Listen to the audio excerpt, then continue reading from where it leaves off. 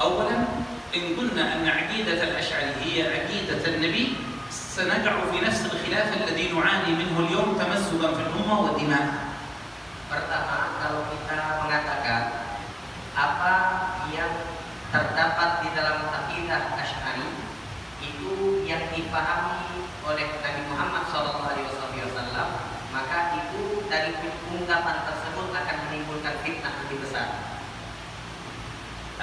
ذكرت لك في أول البحث أن السنة والجماعة سواء كان أشاعرة أو ماتريدية أو أهل الحديث من الأشاعرة اتفقوا على المعتقد. إذن الأصول يتفقون عليها. Jadi sebenarnya tadi dijelaskan oleh beliau di awal-awal pembicaraan bahwasanya Imam Asy'ari ataupun Imam Maturidi ataupun imam sebelumnya, Imam Hadis, Imam ilmu fikih, mereka itu bersepakat di dalam hal-hal usul seperti sesuatu yang diwajibkan Allah, sifat-sifat wajib Allah, sifat-sifat mustahil itu sepakat mereka. وهذا مما هو متفق في أصول الدين لا يمكن أن تقبل فيها الخلاف. Yang ini tidak mungkin ada khilafnya. يبقى بعد ذلك هي مسألة مهمة وهي هل نقبل الخلاف في مسائل تفرعت من أصوله؟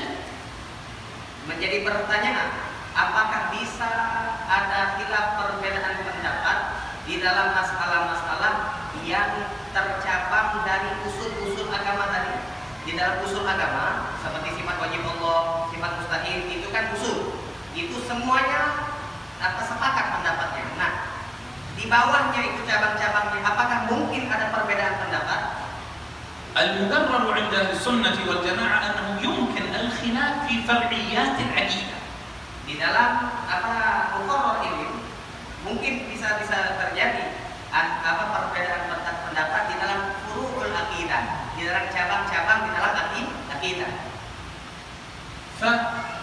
فالصحابة أنفسهم في أكثر من مسألة من فرعيات العقيدة اختلفوا فيها. Sahabat Nabi Muhammad SAW bahkan di dalam furu' aqidah berbeda pendapat. فعندنا خلاف شديد بين السيدة عائشة وبين ابن عباس في قضية هل رأى النبي ربه بعيني رأسه. هذا الخلاف ليس بين أبو الحسن الأشعري ولا بين غيره، هذا بين ابن عباس وبين عائشة. Seperti khilaf perbedaan pendapat antara Siti Aisyah dengan Abdullah bin Abbas radhiyallahu taala anhuma tentang masalah Mi'raj Nabi Muhammad SAW. Mi'raj Nabi itu nasnya ada di dalam Al-Quran. Mi'rajnya muttafaq, sepakat. Tetapi kaifiyahnya, caranya apakah Nabi Muhammad melihat langsung atau tidak melihat langsung, maka khilaf. Kalau Siti Aisyah bilang tidak melihat langsung, kalau Ibnu Abbas ngomong melihat langsung. كما اختلف الصحابة أنفسهم أيضا هل كان الإسراء والمعراج بجسد النبي وروحه أم أنه بروحه أم أنها مجرد رؤيا منامية. هذا خلاف كان بين الصحابة. Ini juga terjadi perbedaan pendapat di Isra Mi'raj Nabi Muhammad. Apakah dengan ruh dan jasad atau hanya dengan ruh saja atau hanya lewat mimpi? Ini khilaf. هناك فرعيات كثيرة في العقيدة اختلف فيها الصحابة واختلف فيها التابعون. Maka kalau kita lihat banyak perbedaan pendapat di dalam akidah, cabang-cabang akidah antara sahabat dan antara para tabi'in. بل بعضها توصلت إلى أن يكفر بعضهم بعضا. Bahkan karena sebab perbedaan pendapat ini terkadang sampai ada pengkafiran satu sama lain. فمسألة اللفظية يعني هل يجوز أن أقول لفظي بالقرآن مخلوق؟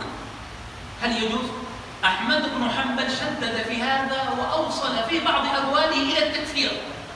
أبو الكرابيسي من أئمة أهل السنة قال إن الذي لا يقول بالمسألة اللفظية هو كافر.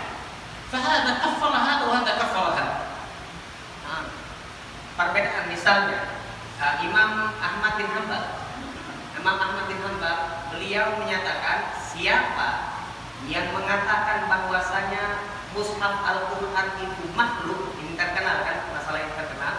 Al-Quran itu makhluk, siapa yang mengatakan seperti ini, maka dia telah melenceng. Bahkan beliau menjawab dengan dalil-dalil sampai hampir Imam Ahmad bin Hanbal mengatakan siapa yang mengatakan Al-Quran itu makhluk maka dia kafir. Padahal ini perbedaan pendapat di dalam furu' akidah. Kemudian ada imam tadi Imam Syekh Al-Qarabisi.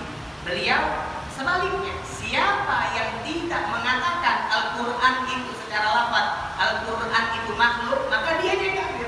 Nah, yang sering mengkafirkan. وقد خطأ العلماء الفريقين معا، يعني قالوا أن الإمام حكمه بتكفير من يقول باللفظية والكرابيسي من لم يقول كلهم أخطأ. Maka ulama mengatakan dua-duanya, yaitu baik Imam Qarabisi ataupun Imam Ahmad bin Hanbal, dua-duanya salah. Akhto, ya, bukan kafar, bukan akhto, salah. Yani al-hukum bil kufur, al-hukum bil kufur, ketika mereka mengatakan siapa yang tidak mengatakan Al-Quran makhluk dia kafir, itu salah ucapan itu. Kemudian Imam Ahmad bin Hanbal mengatakan siapa yang mengatakan Al-Quran itu makhluk maka dia kafir, itu juga salah. وإنما وقع الإمام أحمد بن حنبل في هذا التكفير حقيقة لأنه معلوم هو مسألة القول بخلق القرآن تحمل فيها أعباء كثيرة. Kenapa beliau mengeluarkan pendapat demikian? Karena di masa-masa beliau memang beliau ini mendapatkan musibah, mendapatkan hukuman luar biasa dari pemimpin ketika beliau tidak mau mengatakan Al-Quran ini makhluk. Makanya beliau juga keras pendapatnya dalam hal ini. وعامة المحدثين مالوا إلى قول الكرابيسي، البخاري ومسلم وغيرهما مالوا إلى قول الكرابيسي وهو أنه يجوز أن تقول لفظي بالقرآن مخلوق.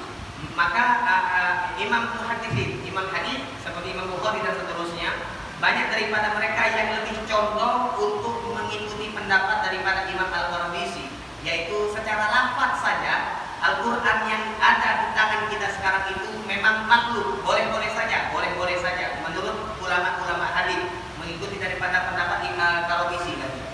هذا في مسألة التفريع وتفريع التفريع. أما ما نعلمه للعامة فينبغي أن نقول لهم أن القرآن كلام الله عز وجل لغة وشرعا وعقلا، لا ينبغي أن نفسر للعامة ولا نفصل لهم. Ini untuk pembahasan di sini saja kata beliau.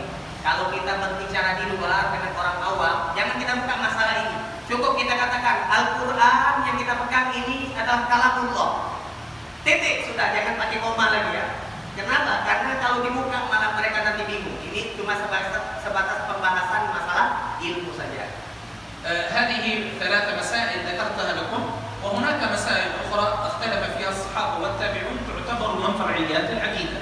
Maka yang disebutkan oleh beliau tadi tiga masalah. Masalah apakah Nabi berjumpa dengan Allah secara langsung, apakah Nabi Isra dan Mi'rajnya itu bagaimana metode kaifiahnya, kemudian bagaimana Al-Quran itu. Ini contoh daripada perbedaan pendapat di dalam furu'ul aqidah.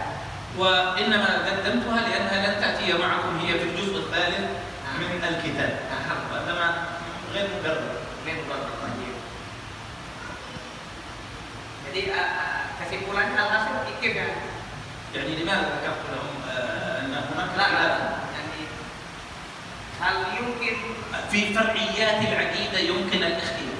Nah, itu kesimpulannya ya. Jadi untuk usul tidak mungkin ada khilaf, untuk furu' mungkin ada khilaf. Makanya kita mengatakan Asy'ari, bukan kita katakan an-Nabi. حتى أن أهل السنة والجماعة نفسهم في المسألة التي ذكرها الأخ الجليل هم نفسهم أهل السنة والجماعة اختلفوا في مسالكها، فمن قائل يقول لا نريد إلا التفويض، ومن قائل يقول لا يمكن التفويض ولكن الأفضل التأويل، ومن قائل يقول أن التفويض أفضل مطلقا من التأويل، أن التأويل أفضل مطلقا من التفويض. Seperti yang ditanyakan tadi masalah takwil sama tafwid. Kalau kita belajar ilmu tauhid ada istilah takwil sama tafwid. Masalah Al-Quran, tafsir Al-Quran. Maka di dalam akidah Ahlussunnah sendiri ada khilaf ulama. Ada yang mengatakan tidak boleh takwil, harus tafwid. Ada yang mengatakan tidak boleh tafwid, harus tafwid. Ada yang mengatakan lebih afdolnya saja, afdol takwil daripada tafwid atau afdol tafwid daripada takwil. Ini khilaf. يعني خلاصة المسألة منهم من يقول أن التفويض أسلم، ومنهم من يقول أننا نفوض إلا عند الحاجة فنؤول، ومنهم من قال مطلقا نؤول. Jadi ada tiga kelompok. Ada yang mengatakan at-tafwid itu lebih selamat. Jadi kita menyerahkan makna-makna yang tidak kita ketahui dalam Al-Quran, Allah yang lebih tahu. Ini lebih selamat. Ada yang mengatakan lebih baik kita tafwid selama tidak ada kebutuhan. Kalau ada kebutuhan maka kita takwil.